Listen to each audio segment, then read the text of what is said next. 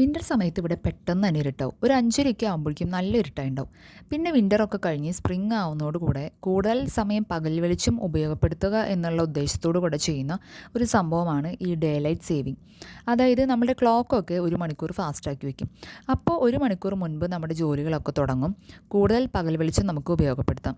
Winter കഴിയുന്നതോടുകൂടെ സൂര്യൻ നേരത്തെ ഉദിക്കാനും തുടങ്ങും.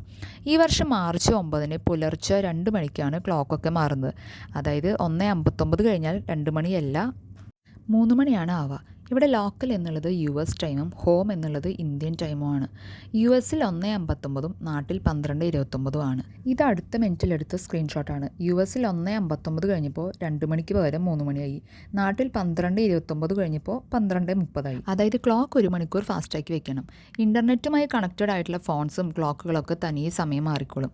ആദ്യമായി വേൾഡ് വാർ 1 സമയത്ത് ഇലക്ട്രിസിറ്റി സേവ് ചെയ്യാൻ വേണ്ടി തുടങ്ങിയതാണ് ഈ പ്രതിഭാസം. പിന്നീട് കാനഡ അത് പ്രയോഗിച്ചു. പതിയെ ജർമ്മനിയും US യൂറോപ്യൻ കൺട്രീസും ഇത് ഫോളോ ചെയ്യാൻ തുടങ്ങി. ഇരട്ടത്ത് റോഡ് ആക്സിഡൻസ് ഒക്കെ കുറയ്ക്കുക, കൂടുതൽ സമയം എക്സസൈസിനൊക്കെ വേണ്ടി കിട്ടും എന്നുള്ളതൊക്കെയാണ് മറ്റ് അഡ്വാൻറ്റേജസ്. ചിലരൊക്കെ ഇതിനെതിരാണ്. നമ്മുടെ 1 മണിക്കൂർ ഉറക്കവും നഷ്ടപ്പെടും, ബോഡി ക്ലോക്ക് മാറും. പിന്നെ ക്ലോക്ക് മാറാത്ത രാജ്യങ്ങളുമായി ഒരുമിച്ച് ചെയ്യുന്ന ജോലി മേഖലകളിലൊക്കെ ഇത് പല പ്രശ്നങ്ങളും സൃഷ്ടിക്കാറുണ്ട്. ഇനി നവംബർ ആകുമ്പോൾ ഈ ഫാസ്റ്റ് ആക്കിയ ക്ലോക്ക് 1 മണിക്കൂർ സ്ലോ ആക്കണം. ഡേ ലൈറ്റ് സേവിങ്ങിന് ശേഷം എടുത്ത ഒരു വീഡിയോ ആണിത്. 5:30 ആയാലും നല്ല വെളിച്ചം കാണാം. ഒരു 7:30 ആകുമ്പോഴാണ് ഇരുട്ടൊക്കെ ആയി തുടങ്ങുള്ളൂ.